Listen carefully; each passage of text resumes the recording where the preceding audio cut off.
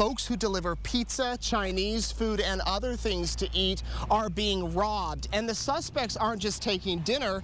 In many cases, they're taking cold, hard cash. Now, one of the most miraculous stories out of all of this is a retired gentleman who was inside of his house when this crash happened. A few minutes later, Trent is accused of barging inside of the house, grabbing the victim, forcing him into a chair, then tying him up with tape. The rain and the wind have been coming down all night, very, very strong. You have an exclusive interview right now. Yeah, Carrie, very frightening afternoon for everybody inside of this building. You know, there's more than just a law firm in here. Check out this mailbox that was damaged early this morning in this Chesterfield neighborhood. We're going back now to 8 News reporter Nate. Don't care for spicy cheese. Eaten. Yeah, but I do love lemonade, and I'm here with my friend Cassandra with Fun Time Foods. What are you doing here at the fair? You can see this massive crack left from yesterday's earthquake. Many students, faculty members, and staff taking time to visit the April 16th memorial. When the 16,000 bill pay accounts were transferred over to Union, a small portion, about 1,000 of them, were contained within a bad file. You can be fined if someone hears your music 50 feet away. This light bulb in the middle of the storm, still intact.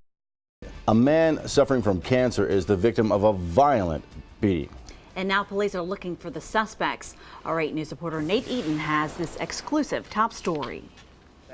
Vicious bruises cover Eddie Butler's stomach and back. Just one day after being attacked in his Fredericksburg home, this 43-year-old throat cancer victim, who can't talk and communicates by writing, is still stunned. So this is where they knocked. Did they break the glass? Police say yesterday around 6 p.m., 3 men knocked on Eddie's door. When he opened it, one of them pointed a gun to his head. 2 of them were wearing masks, and they demanded money and his prescription medication.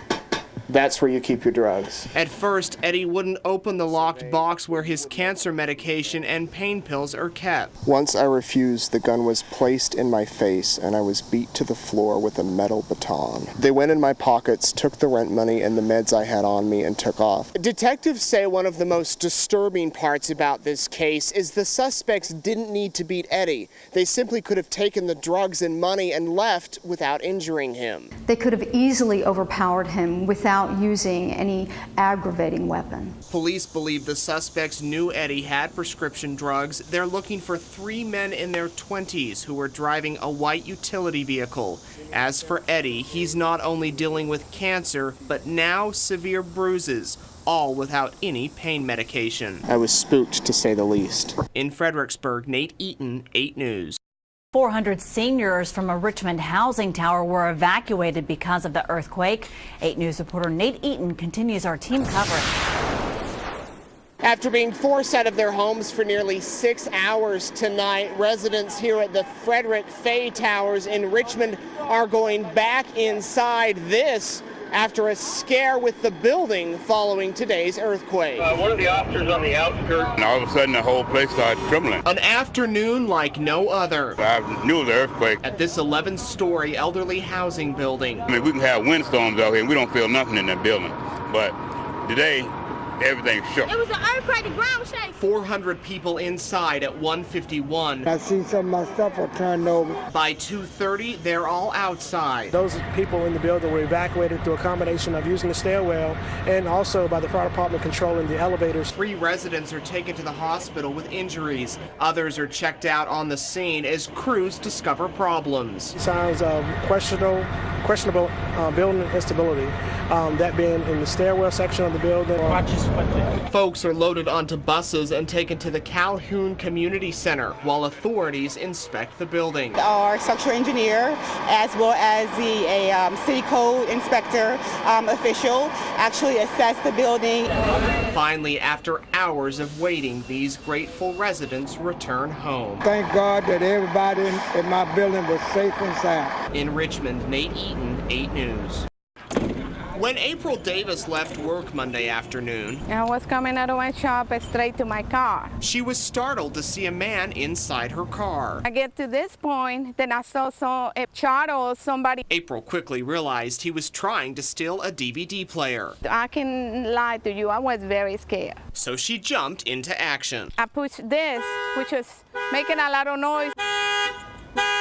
started screaming and screaming, please, somebody help me. The man, surprised, immediately tried to get out. He unlocked the doors, but He unclicked it and I clicked it. And we done tick-tock the whole time. Really, it was determined. I am not going to let this man get out of my car. after more than 5 minutes of the doors being unlocked then locked, the suspect tried to get out through the sunroof. When that wouldn't work, he stuck his hand through the back window that he originally broke out, opened the door outside, then took off running. I wish I kept him locked long enough for the police or for somebody to find him. The suspect did end up getting away with the DVD player, but it won't work without the power cables he left inside the car. The DVD player is not worse. All he went through with me. April considers herself brave for what she did and is glad she stood up for herself. Would you do it again that way? Probably I will. I don't know if I recommend somebody to do it, but myself, I know I will. In Carytown, Nate Eaton, 8 News. In news. Hi, everybody. Thanks for being with us. We begin in the Weather Center tonight. I'm Nate Eaton along with Tim Pantages. It's been one of those days where you want to stay inside. We now know the names of the 12 people who died in the Colorado movie theater massacre. The oldest victim was 51 years old, the youngest 6. Let's go back to when this all began. It was Friday, June 8th. That's when Sullivan agreed to step down. Over the next week, rallies and protests were held in opposition of the removal. Tonight is the 5th night in a row. Many folks in our area have no power.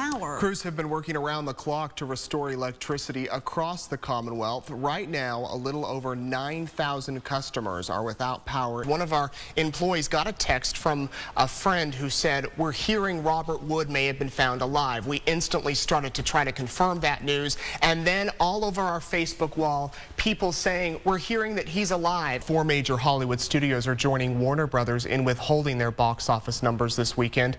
In a rare show of solidarity, Sony, Fox, Disney, and Universal will keep movie revenues quiet. Now, to give you an idea of how big this distribution center is, this is the spot. This is about 1 million square feet. It's about the size of 8 big box retailers. What are you seeing down there? We've been listening to fire engine come by for, gosh, a good hour and a half at least. Is smoke pouring out of the ground or out of a building? Yeah, it's coming up out of the grates in the ground. All right, well, Sarah, thank you so much. Also, if you're watching and you're down there and have pictures, send them into our newsroom. Caught on camera tonight, a truck driver in China right here dangling off of this truck. You can see him there. The truck overturned. He was transporting 30 tons of coal.